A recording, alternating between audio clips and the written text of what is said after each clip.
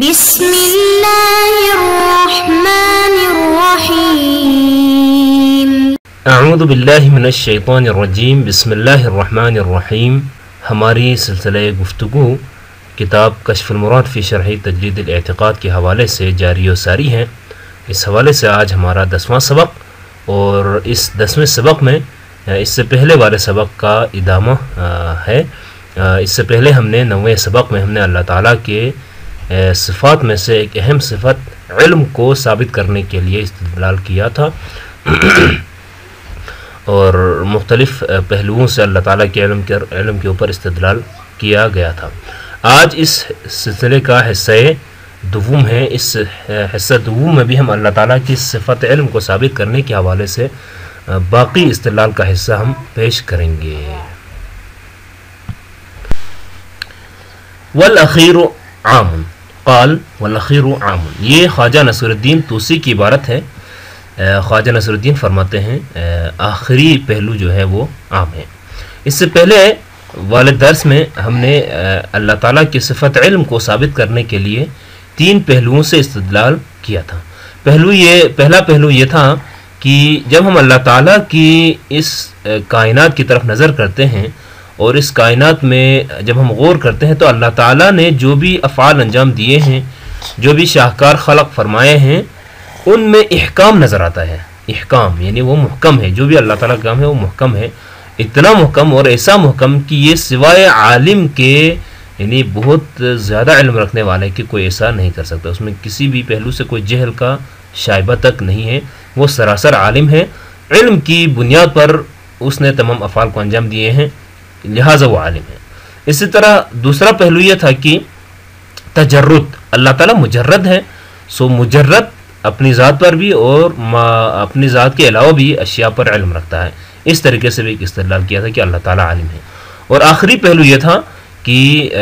کائنات کا ذرہ ذرہ واجب الوجود پر استناد کیا ہوا ہے، لہٰذا کائنات کا ذرہ ذرہ جب اللہ تعالیٰ پر استناد کیا ہے تو جس ذات پر ان تمام ذرات نے اس پوری کائنات نے استناد کیا ہوا ہے تو وہ ذات اپنے اوپر استناد کرنے والے اپنی مستند کے اوپر علم یقیناً رکھتا ہے۔ علامہ حلی رحمۃ اللہ علیہ اس مختصر جملے کی وضاحت فرماتے ہیں کہ ہر معلوم پر اللہ تعالیٰ کے علم ہونے پر دلالت کرنے کے لیے یہ پہلو سب سے زیادہ اہم ہے۔ یہ علامہ حلی کا بیان ہے۔ علامہ حلی اس جملے کی وضاحت کرتے ہوئے کہتے ہیں کہ باقی 2 پہلو سے بھی ہم استدلال کر سکتے ہیں، اچھی طرح استدلال کر سکتے ہیں کہ اللہ علم رکھتا ہے، لیکن ان 2 پہلوؤں کے مقابلے میں یہ والا پہلو کہ کائنات کا ہر ذرہ اللہ پر مستند ہے، اللہ کے ذریعے سے وجود میں آیا ہوا ہے، اللہ کے ذریعے سے قائم ہے، لہٰذا اللہ تعالیٰ اپنے اوپر استناد کرنے والی ہر شے کے اوپر مکمل علم رکھتا ہے۔ اور یہ کیسے رکھتا ہے انشاءاللہ اس کی وضاحت ہم اگلے سلائڈز میں ہم کریں گے۔ اس جملے کی یا اس اہمیت کی مزید وضاحت ہم ان ذیل میں ایک منطقی قضیہ کلیہ کے ذریعے سے کر سکتے ہیں۔ جس طرح اس سے پہلے بھی استدلال کا طرز ہم نے منطقی قضیہ کلیہ بنا کر وہاں سے نتیجہ گیری کرتے ہوئے ہم نے کوشش کی ہے ہر چیز کو ثابت کرنے کی، اسی طرح یہاں بھی اس جملے کی وضاحت بھی کہ کیوں کر یہ پہلو سب سے زیادہ اہم ہے، اس بات کو ثابت کرنے کے لیے بھی ہمارے پاس ایک منطقی قضیہ کلیہ موجود ہے۔ اور وہ منطقی قضیہ کلیہ کچھ یوں ہے کہ اللہ تعالیٰ کے سوا ہر موجود ممکن ہے۔ اس کائنات میں جتنے بھی موجودات ہیں، یعنی اس کے ذرے ذرے تک آپ جائیں تو اللہ تعالیٰ کے سوا جو کچھ بھی ہیں وہ سارے کے سارے ممکن الوجود ہیں۔ یہ قضیہ صورہ ہے، اور ہر ممکن اس کی طرف استناد کیے ہوئے، یعنی کائنات کا ہر ممکن، اس سے پہلے ہم ثابت کر چکے ہیں کہ کائنات کے اندر ہر ممکن الوجود اللہ تعالیٰ کی طرف استناد کیے ہوئے ہیں، لہٰذا اللہ تعالیٰ ان سب کا علم رکھتا ہے، کیونکہ اللہ تعالیٰ جو کچھ بھی ان کی طرف استناد کیا ہوا ہے ان سب پر علم رکھتا ہے۔ یہ صغرا کبرا بنانے کے بعد ہم بخوبی یہ نتیجہ اخذ کر سکتے ہیں کہ پس اللہ تعالیٰ ہر چیز پر علم رکھتا ہے، کیونکہ کائنات میں ہم اگر اس کو تقسیم کرنا چاہیں تو 2 ہی حقیقتیں ہیں، یا اللہ ہے یا ما سوا اللہ۔ اللہ واجب الوجود، ما سوا اللہ ممکن الوجود، اور ہر ممکن الوجود اسی واجب الوجود اللہ کی طرف استناد کیا ہوا ہے، لہٰذا وہ واجب الوجود ان تمام ممکنات کے اوپر علم رکھتا ہے. لہٰذا اللہ تعالیٰ جو کہ واجب الوجود ہے تمام ممکن الوجود اشیاء کا عالم پر علم رکھتا ہے.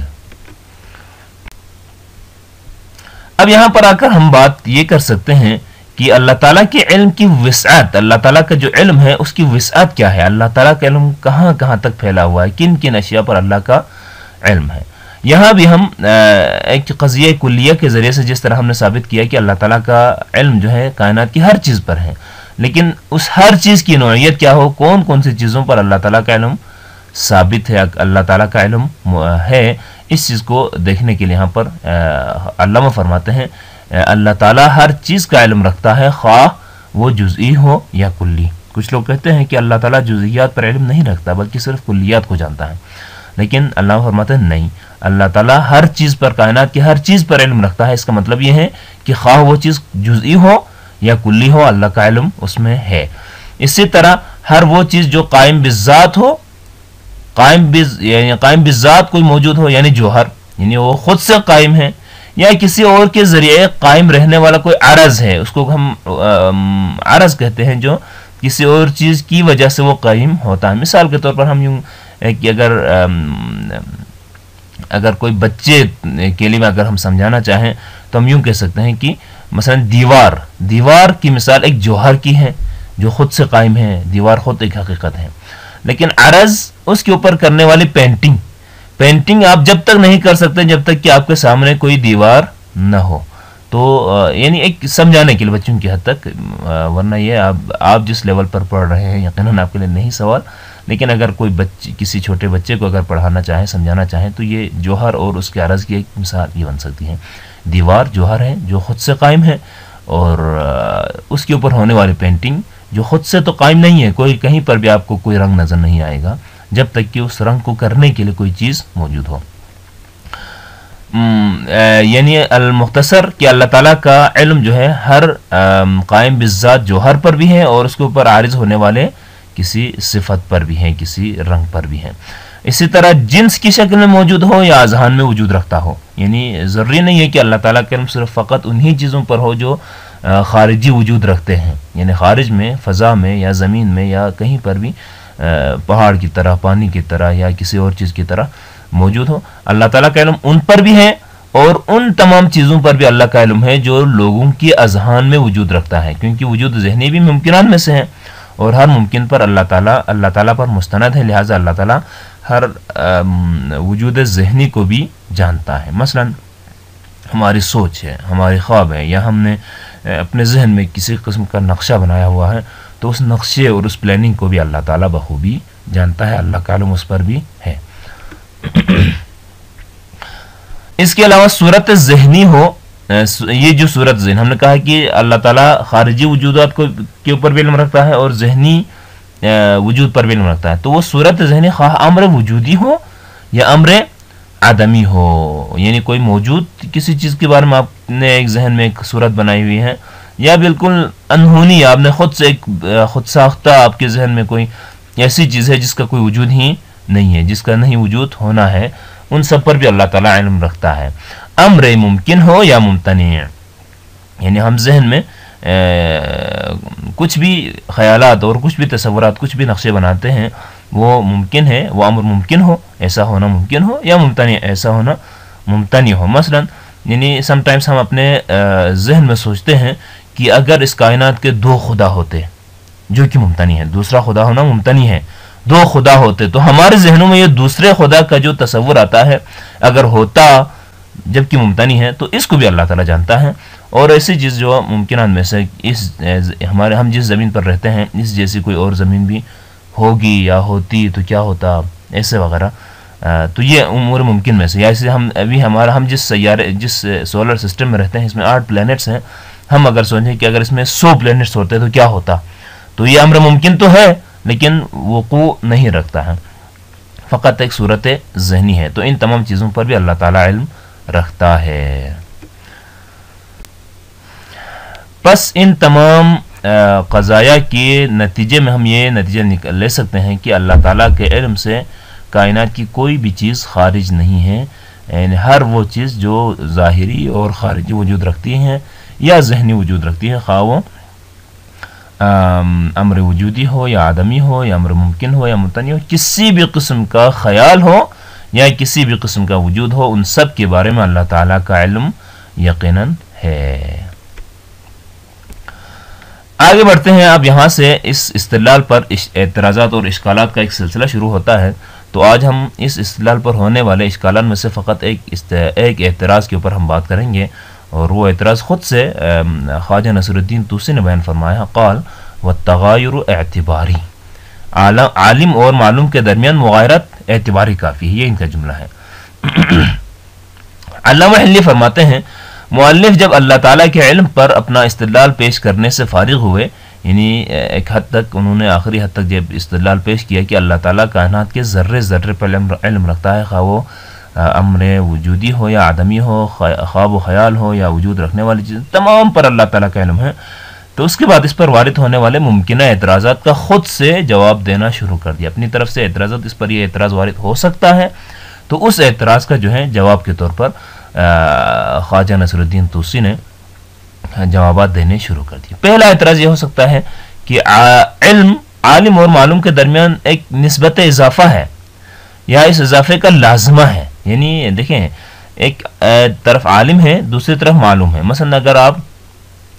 کسی چیز کو جانتے ہیں تو آپ عالم ہیں اور وہ چیز معلوم ہے، لہذا علم یعنی آپ اور اس چیز کے درمیان ایک نسبت یا ایک اضافہ یا ایک جو ہے سلسلے کو علم کہا جاتا ہے۔ آپ اور وہ چیز دو حقیقتیں ہیں، آپ عالم ہیں اور جس چیز کو آپ جانتے ہیں وہ معلوم ہے، اور جو کیفیت آپ رکھتے ہیں اس کے بارے میں جاننے کو ہم کہتے ہیں علم، اور یہ علم در حقیقت ایک درمیانی نسبت ہے، لہٰذا دونوں صورتوں میں ضروری ہے، یعنی خواہ اگر وہ علم کو اگر آپ نسبت اضافہ قرار دیں یا جو عالم اور معلوم کے درمیان اضافہ ہے اس کا ایک لازمہ ہے، دونوں صورتوں میں ضروری ہے کہ عالم اور معلوم کے درمیان مغایرت ہو، عالم کوئی اور ہو، معاملہ یعنی آپ اور وہ چیز، لہٰذا آپ اور وہ چیز الگ الگ ہیں، جبکہ اللہ تعالیٰ اپنی ذات پر بھی علم رکھتا ہے۔ ٹھیک ہے، واقعی اللہ تعالیٰ کائنات پر علم رکھتا ہے، اس پر تو کوئی اشکال نہیں ہے، کیونکہ اللہ تعالیٰ ایک ذات ہے، عالم ہے، اور کائنات کا ذرہ ذرہ معلوم ہے، لہٰذا یہاں تو مغایرت ہے، کوئی اشکال نہیں ہے۔ لیکن آپ نے کہا کہ اللہ تعالیٰ مجرد ہے اور اللہ تعالیٰ اپنے بارے میں بھی علم رکھتا ہے، تو اس کا مطلب یہ ہوا کہ جبکہ اللہ تعالیٰ اپنی ذات پر بھی علم رکھتا ہے تو بحیثیت عالم و معلوم مغایرت ہونا چاہیے۔ اللہ عالم بھی ہے اور چونکہ خود کے بارے میں علم رکھتا ہے تو خود معلوم بھی ہے، لہٰذا اس عالم اور اس معلوم یعنی اللہ عالم و اللہ معلوم، اس کے درمیان مغایرت ہونا چاہیے۔ اگر آپ مغایرت کریں گے تو پھر ایک اللہ نہیں رہے گا، دو اللہ ہوں گے، یہ بڑا اعتراض ہے۔ عالم اور معلوم کے درمیان مغایرت ہونا ضروری ہے، اور اگر آپ اس کو مانتے ہیں کہ ہاں بالکل اللہ کے بارے میں بھی، اللہ جب اپنے بارے میں جانتا ہے تو عالم معلوم میں مغایرت ہے، تو ایک نہیں بلکہ دو اللہ ہونا ثابت ہوتا ہے۔ اس اعتراض کے جواب میں علامہ فرماتے ہیں، خواجہ نے اس کا جواب دیا اور علامہ نے مزید اس کی وضاحت کی۔ دیکھیں آپ نے جو کہا کہ مغایرت ہونی چاہیے، علم اور علم ایک سبب ہے اور عالم اور معلوم کے درمیان مغایرت ہونی چاہیے، تو اس حوالے سے کہتے ہیں دیکھیں مغایرت دو قسموں کی ہوتی ہے، مغایرت کی دو قسمیں ہو سکتی ہیں،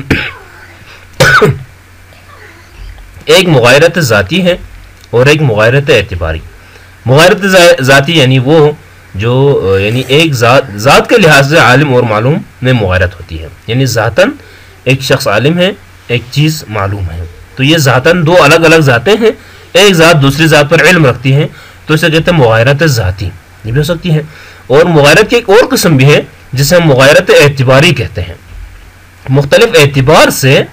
اور مختلف حیثیت سے ایک ہی ذات خود سے مغایرت رکھتی ہے،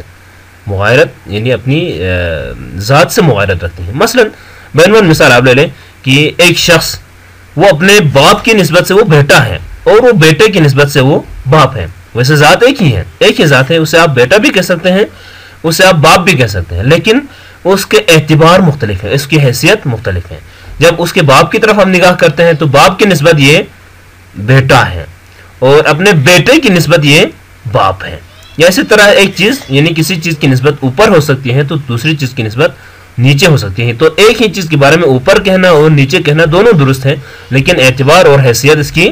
الگ ہے۔ مختلف اعتبارات اور مختلف حیثیت کی بنا پر مغایرت اعتباری ہو سکتی ہیں. بس یہاں اللہ تعالیٰ کے عالم ہونے کے حوالے سے اللہ تعالیٰ اپنے ذات کے بارے میں علم رکھتا ہے, اپنے اوپر بھی عالم ہے. یہاں مغایرت اعتباری ہے اور یہی کافی ہے.